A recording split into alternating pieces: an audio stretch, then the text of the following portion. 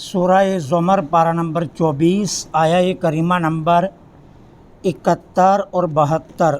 نحمدہ ونصلی ونسلم علی رسولہ الکریم، اما بعد فاعوذ باللہ من الشیطان الرجیم، بسم اللہ الرحمن الرحیم۔ وسیق الذین کفروا الی جہنم زمرا حتی اذا جاؤوها فتحت ابوابها وقال لهم خزنتها ألم يأتكم رسل منكم يتلون عليكم آيات ربكم وينذرونكم لقاء يومكم هذا قالوا بلى ولكن حقت كلمة العذاب على الكافرين قيل ادخلوا أبواب جهنم خالدين فيها فبئس مثوى المتكبرين۔ صدق اللہ العظیم۔ وسیق الذین کفروا، اور ہانکا جائے گا کافروں کو، الی جہنم، جہنم کی طرف، زمرا، گروہ در گروہ، حتیٰ یہاں تک، اذا جب جاؤوہا وہ آ جائیں گے جہنم کے قریب، فتحت کھول دیے جائیں گے، ابوابوہا اس کے دروازے، وقال اور کہا جائے گا، لہم ان سے، کہے گا ان سے، خزنتوہا جہنم کا محافظ، علم کیا نہیں، یاتیکم آئے تمہارے پاس، رسول منکم تمہاری جنس سے، یتلونا جو تلاوت کرتے تھے، علیکم تم پر، آیاتی ربکم تمہارے رب کی آیتیں، وینذرونکم اور جو ڈراتے تھے تم کو، لقاء یومکم ھذا اس دن کی ملاقات سے، قالو کہیں گے کافر، بلا ہاں، ولیکن لیکن، حقت کلمۃ العذاب عذاب کا حکم کافروں کے لیے ثابت ہو چکا ہے۔ قیلا کہا جائے گا ان سے، ادخلو داخل ہو جاؤ، ابواب جہنم جہنم کے دروازوں سے، خالدین فیہا اس میں ہمیشہ رہو گے، فبئس مثوی المتکبرین متکبرین کا یہ کتنا برا ٹھکانہ ہے۔ اب اللہ جل سبحانہ و تعالی نے یہ ارشاد فرمایا کہ کافروں کو ہانکا جائے گا جہنم کی طرف، زمرا، زمر کا لفظ استعمال ہوا ہے، یہ زمرہ اس کی جمع ہے، اور جماعت اور گروہ کو عربی زبان میں زمر کہا جاتا ہے، یعنی کافروں کو گروہ در گروہ، جماعت در جماعت جہنم کی طرف ہانکا جائے گا۔ اب یہاں سیق کا معنی ہانکنا کیا گیا ہے، یہ کیوں؟ قرآن کی سب سے بہترین تفسیر وہ ہوتی ہے جو قرآن بالقرآن کی جائے، ایک آیت کی تفسیر دوسری آیت کے ذریعے جو کی جائے، یہ تفاسیر میں سب سے اونچے درجے کی تفسیر ہوتی ہے۔ اللہ تعالیٰ قرآن کریم میں دوسری جگہ پر ارشاد فرماتے ہیں، وَيَوْمَ يُدَعُونَ إِلَى النَّارِ جہنم دعا، یدعون بلایا جائے گا کافروں کو، ہانکا جائے گا کافروں کو جہنم کی طرف۔ لہذا اس آیا کو اس آیا سے جب جوڑ کر پڑھتے ہیں تو پھر یہاں سیق کا معنی چلانا نہیں ہے، سیق کا معنی یہاں ہانکنا ہے۔ کیوں؟ یہ کافروں کی اہانت کے لیے، ان کی ذلت کے لیے، کہ کافروں کو گروہ در گروہ جہنم کی طرف ہانکا جائے گا، دھکیلا جائے گا، زبردستی کھینچ کر لایا جائے گا، یہاں تک کہ جب وہ جہنم کے دروازے پر پہنچیں گے تو فتحت ابوابها، جہنم کے دروازے ان کے لیے کھول دیے جائیں گے۔ اس کا مطلب یہ ہے کہ پہلے جہنم کے دروازے بند ہوں گے، اب جب کافر جہنم کے دروازے پر پہنچیں گے تو جہنم کے دروازے ان کے لیے کھول دیے جائیں گے، اور محافظ جہنم ان سے کہے گا کیا تمہارے پاس اللہ کے رسول تمہاری اپنی جنس سے نہیں آئے؟ کیا مطلب؟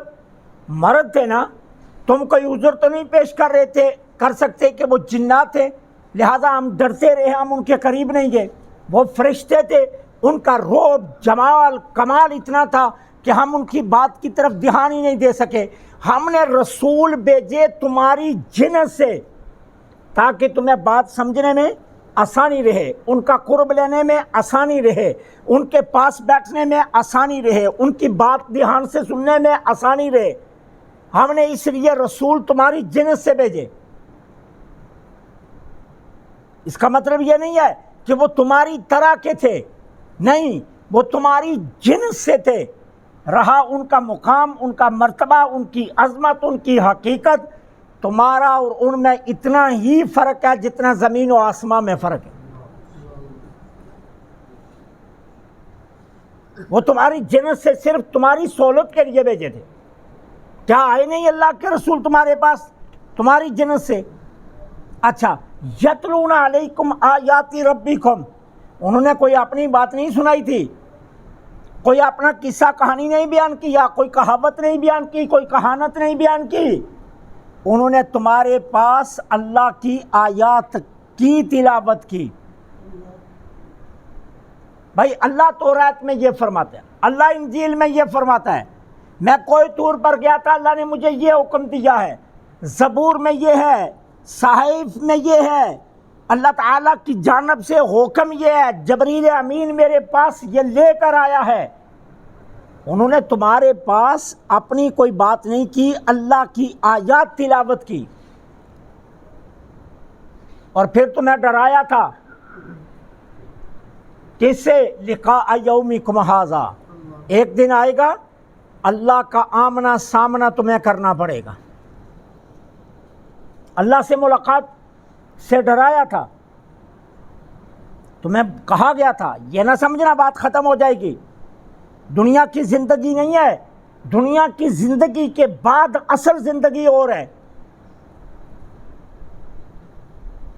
اور جس میں تمہیں اللہ تعالیٰ کی عز و جل کی ملاقات سے گزرنا ہوگا، سامنا ہوگا۔ اسی لیے میرے آقا کریم نے فرمایا نا، اگر قیامت کے دن اللہ نے صرف اتنا پوچھ لیا یہ کیوں کیا، بس یہ فرما دیا، سرکار فرماتے ہیں سمجھ رہے ہیں وہ پھنس گیا۔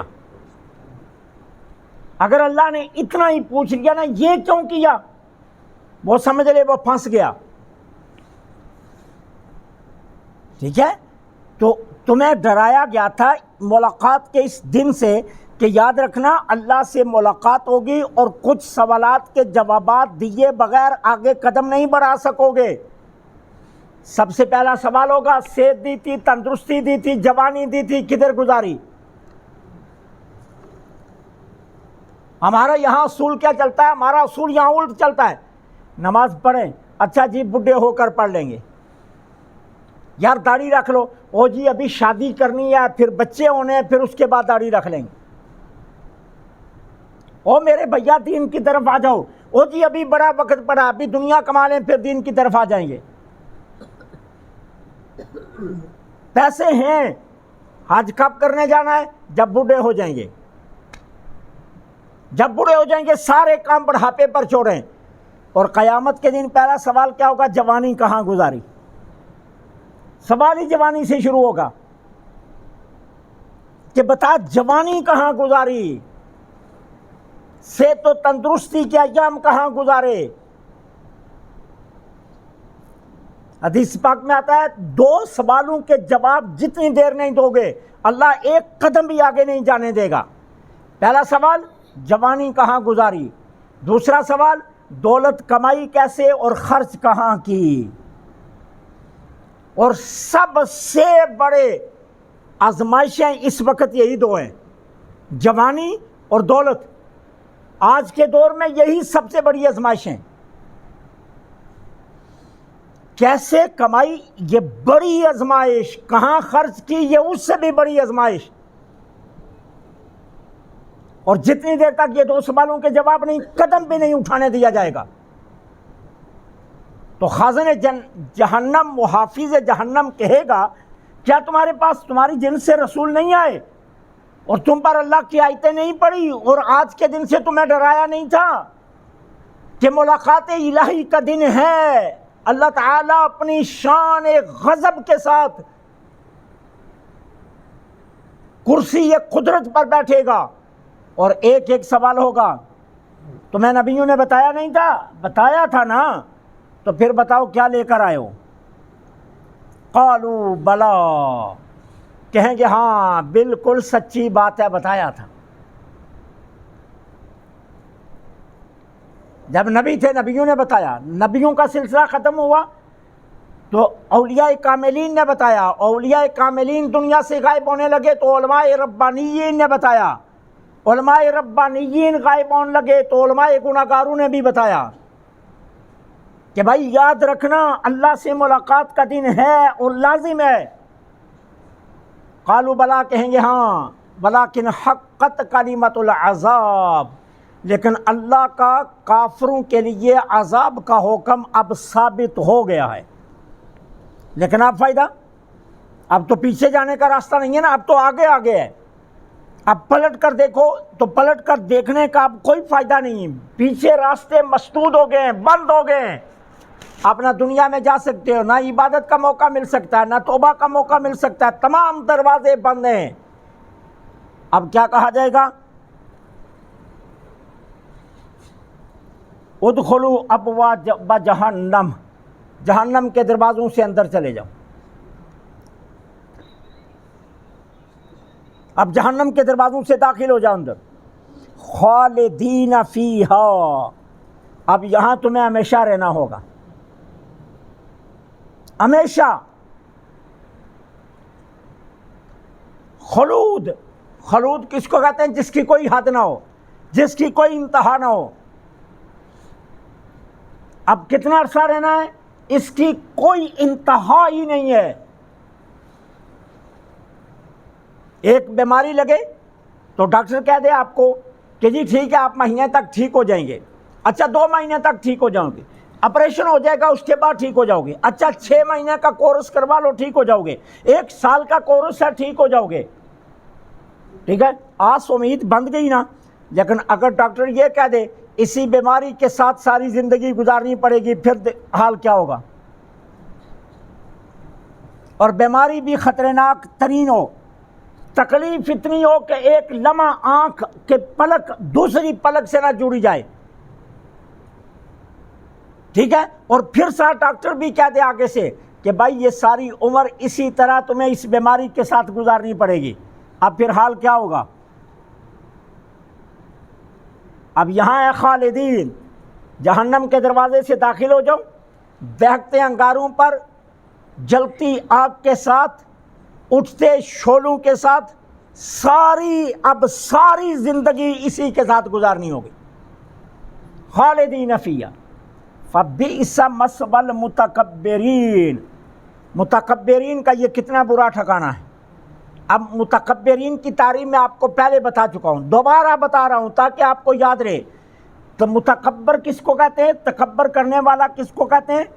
جو حق کا انکار کرے اور دوسروں کو حقیر جانے، اس کو متکبر کہتے ہیں. حق کا انکار کرے اور دوسروں کو حقیر سمجھے، اس کو متکبر کہتے ہیں. متکبر کی سب سے بڑی تعریف یہی ہے، اور تمام نے یہی تعریف کی ہے ارباب لغت نے، کہ جو دوسروں کو کمتر سمجھے اور حق کا انکار کرے وہ متکبر ہے.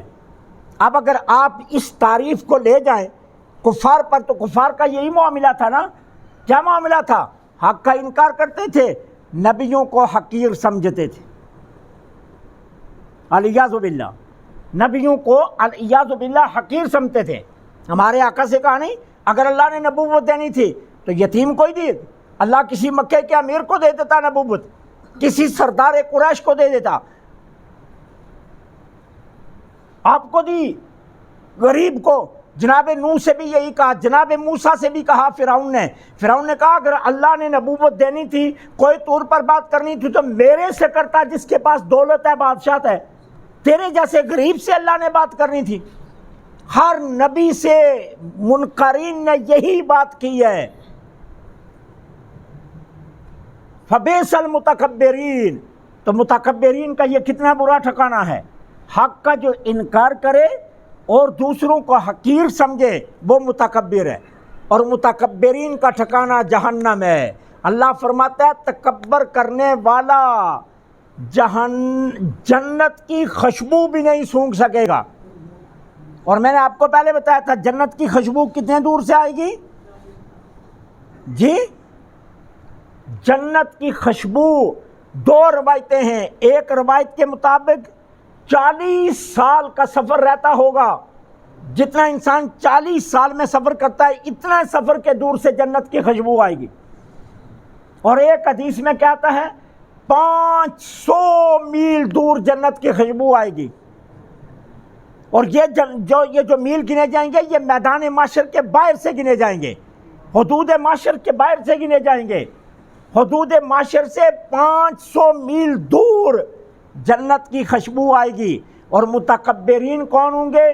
جنہیں جنت کی خوشبو بھی نصیب نہیں ہوگی، جو حق کا انکار کرتے ہیں، جو دوسروں کو حقیر سمجھتے ہیں، وہ جنت کی خوشبو سے بھی محروم کر دیے جائیں گے۔ اللہ سے دعا ہے